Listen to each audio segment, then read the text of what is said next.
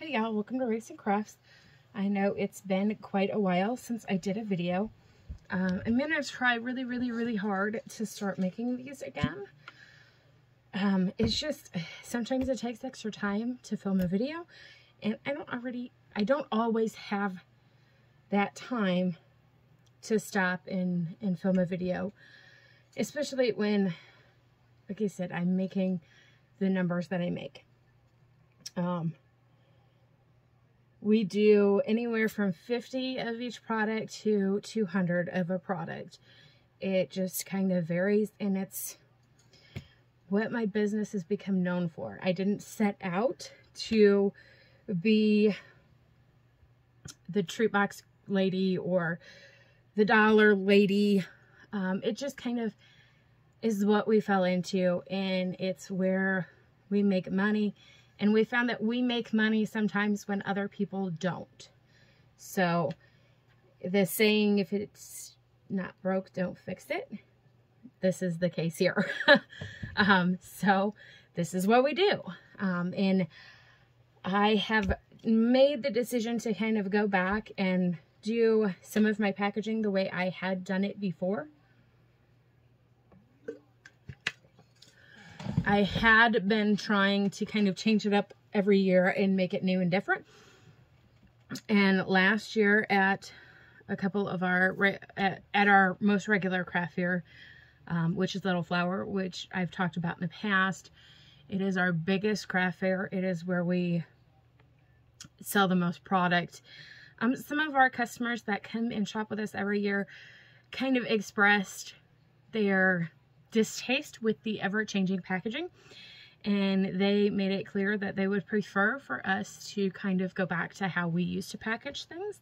They liked it that way, and that's how they would really like to be able to purchase the treats that they purchase every year. So we decided to kind of go back and do that. Now this is only the third year that we've done these mini Hershey bars. So we never packaged them this way before, but this is kind of very similar to how we do package the Hershey Nuggets.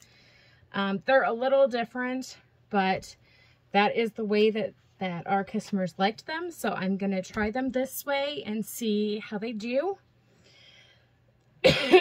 Sorry about that.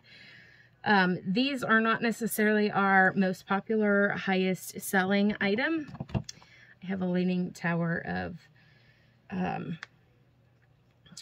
mini wrappers falling over on me. Sorry about that. But it's a steady, definitely a steady seller for us. So this is what I'm going to show you guys how to do today. This is the back. Because they're all wrapped in paper, you can't tell what kind they are. So I went ahead and made a label to tell exactly what kind of candy bar is in it. I put a caution label, an allergy label on every product, whether it has nuts in it or not, and let people know that it could have come in contact with nuts. My label says caution may contain milk, nuts, or wheat, because those are the three most popular allergies in our area. So that is what I put on, and this sticker goes on every package of edible food, unless it does for sure contain nuts, and then we will put a label on it that says caution, this product contains nuts. Now, I'm not going to say that there is zero chance of cross-contamination in my craft room, because I'm not foolish enough to think that. However, I do go out of my way to try and reduce as much cross-contamination as I possibly can. So things like the M&M packages that I do. Some of them are mint, some are plain, and some are peanut. Whenever I am doing things like that, things that have nuts go in a certain bowl, and I have bowls listed here.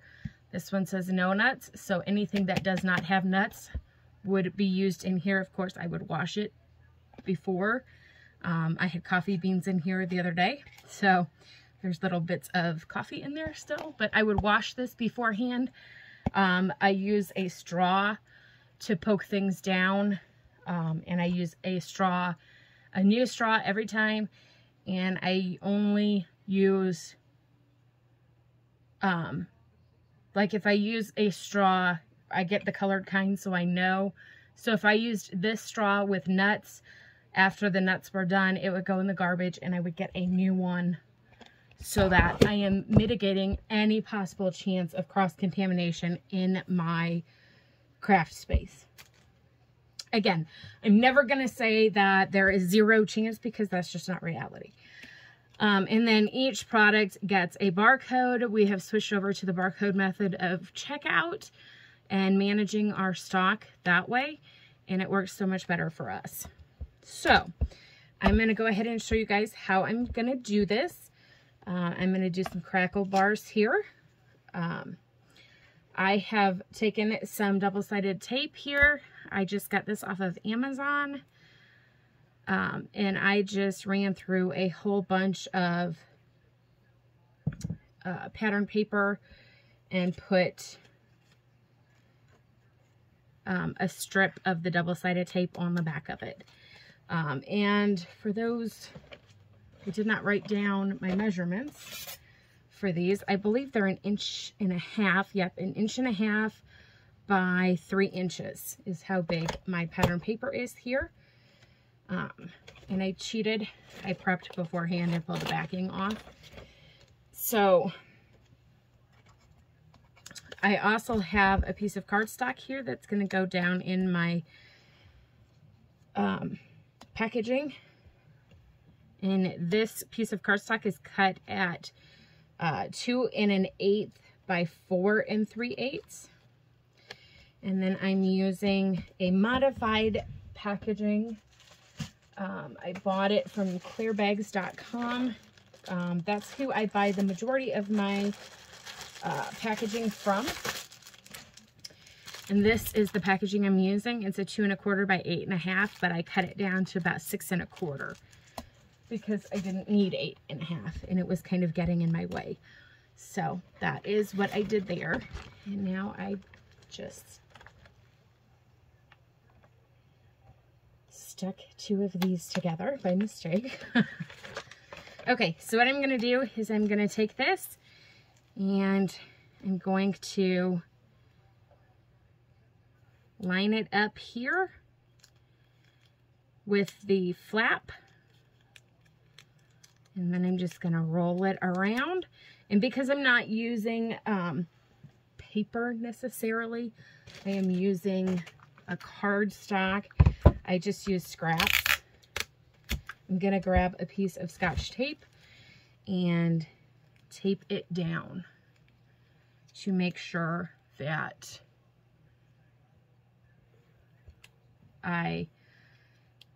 this guy stays. So again, I'm just going to take one of my wrappers here. I'm going to line it up with this flap edge here, push it down, and then just kind of fold it around. I try to make sure that it's even. Oops, that's too big of a piece. So let's cut you down. And again, I'm just going to put some scotch tape there just to make sure it stays. Because once it's in the packaging, I think it will be okay. But you never know. So, and I'm going to go ahead and do these last 2 pieces.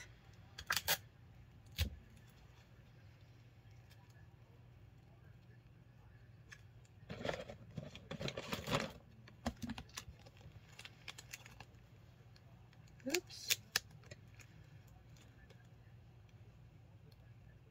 Just like that.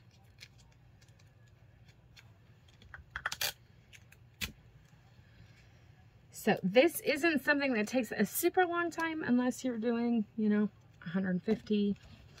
And I'm pretty sure that's what we're doing of these is 150. So I'm going to take my packaging. I'm going to put my little piece of card down in there. I'm not putting it all the way to the bottom because these are going to kind of bulk out my my packaging a little bit. So I just want to not smash it down in the bottom there. And then I'm going to be honest, I kind of use my ruler to slide that guy down. And you can see once you're in there, you can kind of manipulate it a little bit if you need to. But then you're just going to put your 4 pieces of candy in.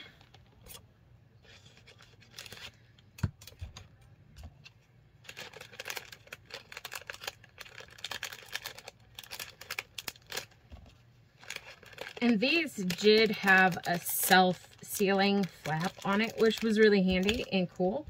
And I thought, oh, that'll be great for these, except for it's too long. The package is too long.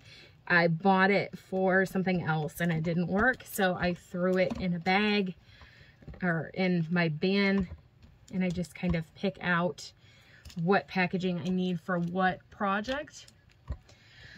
And then I made this label. I purchased the label from the Silhouette Studio store. It is a commercial, has a commercial license that I purchased. And then I did the saying, nothing says Merry Christmas like chocolate. And then I just printed it out and cut it with my Silhouette. Put a little foam tab on the back. And I'm going to kind of put that in the middle. I'll flip this guy over. And I have a specific order of how I put my stickers on. Barcode goes on the bottom. My branding goes in the middle, which I'm not going to put on because it does have my contact information. And I would rather that not be floating around the internet. The caution label goes on top of those 3 labels.